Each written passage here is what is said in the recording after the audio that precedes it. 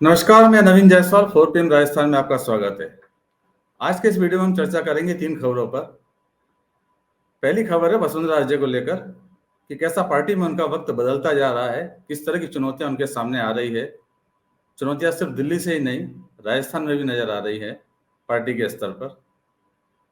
दूसरी खबर में चर्चा करेंगे ईडी ने उसके बाद क्या किया। पहले उन्होंने कांग्रेस नेताओं पर छापे डाले थे और शाम को ईडी फिर सक्रिय हुई, तो कहां हुई।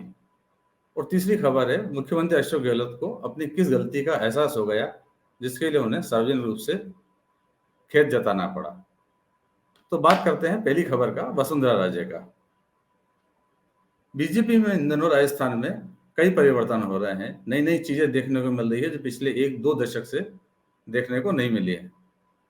उसमें विशेष रूप से वसुंधरा राजे को लेकर है। वसुंधरा राजे को एक नया दौर देखना पड़ रहा है बीजेपी में। बीजेपी के जो जानकार हैं, जो बीजेपी को कवर कर रहे हैं, मीडिया है, वो देख रहे हैं कि बीजेपी में किस तरह से चीजें लगातार तेजी से बदलती जा रही हैं। प्रधानमंत्री नरेंद्र मोदी राजस्थान आते हैं, वसुंधरा राजे उनकी मीटिंग में शामिल होती हैं, तो उनसे भाषण नहीं कराए जाते हैं, उन्हें नजरअंदाज किया जाता है। दिखाने की कोशिश की जाती है कि राजस्थान में वसुंधरा राजे की कोई विशेष हैसियत नहीं है। पार्टी टिकट बांटती है, उसके अंदर वसुंधरा राजे के कई समर्थकों का टिकट कट जाता है। लगता है पार्टी जानबूझकर कहीं उन्हें पीछे धकेलने की कोशिश कर रही है। ये भी सब चीज़ें जग जाहिर है, बार बार हम आपको इस तरह की खबरें दिखा रहे हैं। मगर इसके अलावा भी कुछ है जो हो रहा है। बीजेपी मुख्यालय पर यह परिवर्तन देखने को मिला। बीजेपी की कोर कमेटी की बैठक थी, वसुंधरा राजे भी उस बैठक में पहुंची। इससे पहले तक एक दौर रहा है कि वसुंधरा राजे पार्टी मुख्यालय पर पहुंचती थी तो मुख्यालय चमन हो जाता था, वहां माहौल बदल जाता था। उनका एक जलवा रहा है, एक करिश्मा रहा है कार्यकर्ताओं के बीच, नेताओं के बीच। मगर जब इस बार बीजेपी मुख्यालय पर वसुंधरा राजे पहुंची तो स्थिति कुछ दूसरी थी। पहले मैं आपको एक वीडियो दिखाता हूं, उसके बाद बताएंगे उस वीडियो में क्या खास है।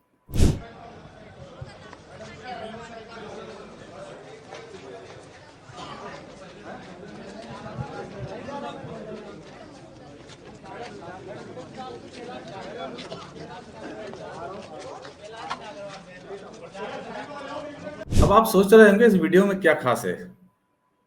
दरअसल ये जो नजारा है, ये पार्टी मुख्यालय पर लंबे समय बाद देखा गया है।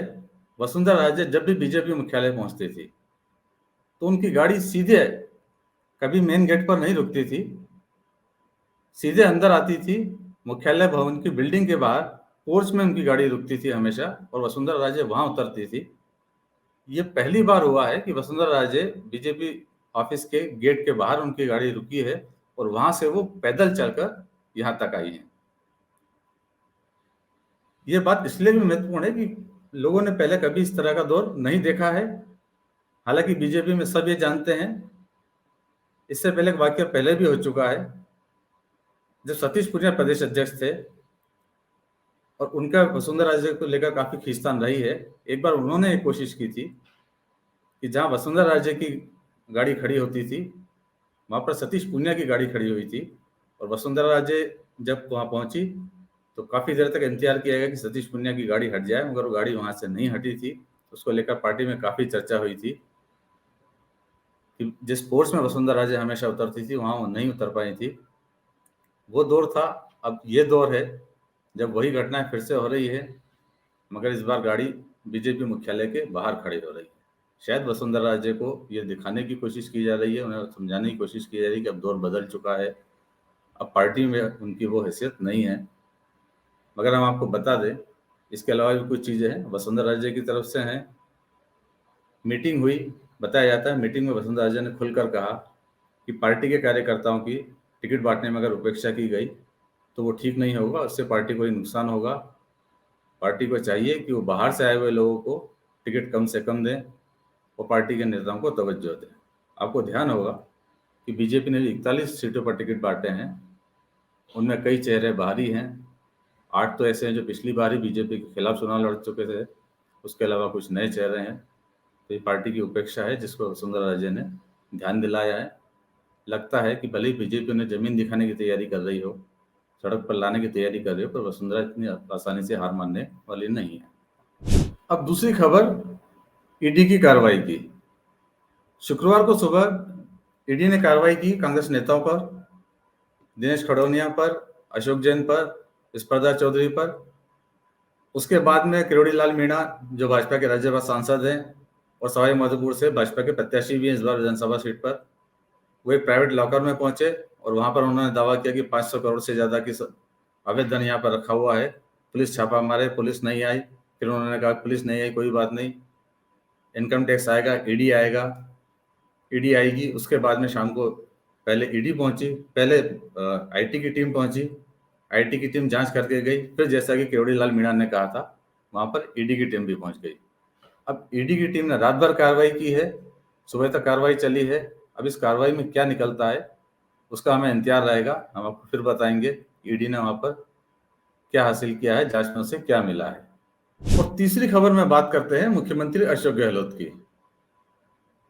राजस्थान में धर्म से ज्यादा जाति की राजनीति चलती है।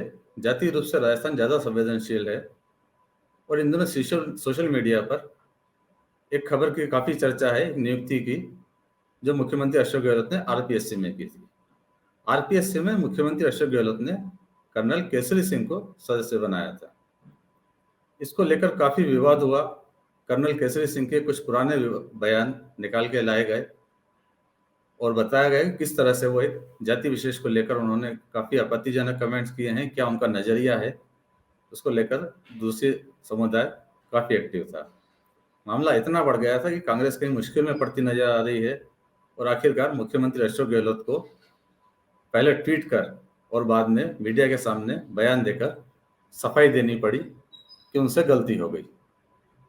क्या कहा मुख्यमंत्री ने, ये आपको सुनाते हैं। नाम को पुटअप किया, माननीय राज्यपाल महोदय ने अप्रूव कर दिया और वो बना दिए गए।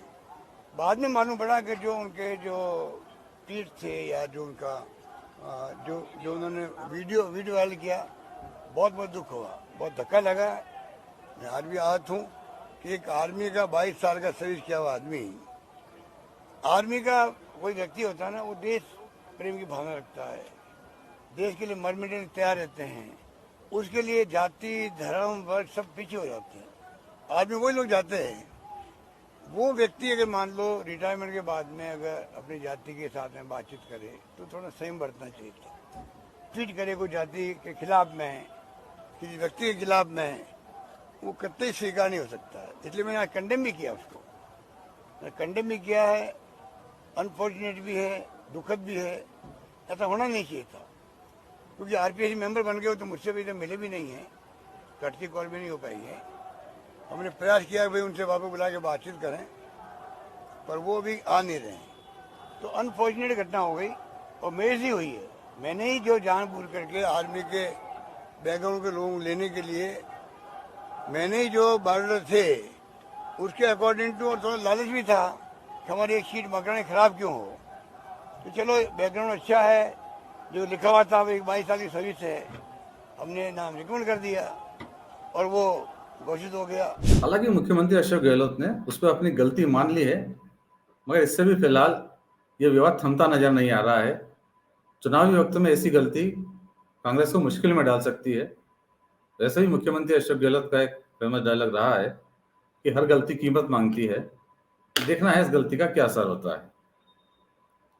इस वीडियो में इतना ही। अंत में एक बार फिर आपसे यही हमारा रिक्वेस्ट रहेगी कि इस चैनल को ज्यादा सब्सक्राइब करें और उस वीडियो के लिंक को ज्यादा से ज्यादा शेयर करें। नमस्कार।